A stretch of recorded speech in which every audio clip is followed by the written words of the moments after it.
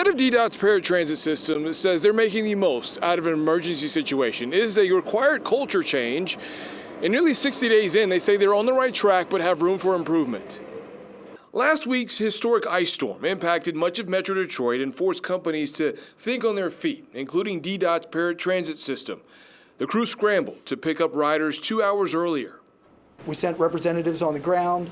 I went out myself and made sure that we were able to coordinate the pickups of everybody so that not only the people that Goodwill services or supports were able to leave the facility early before the weather got worse, but also the employees of Goodwill were able to get out there earlier. That's one example of how DDOT is trying to improve paratransit customer service under its emergency operation.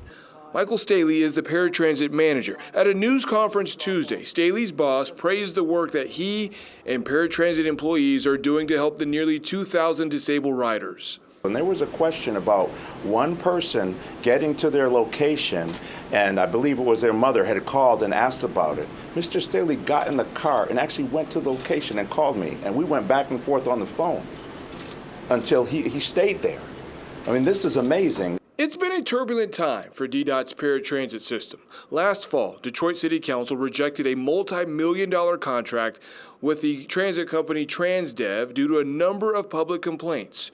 It forced the city to step in and run paratransit operation to avoid cutting ridership by 70%.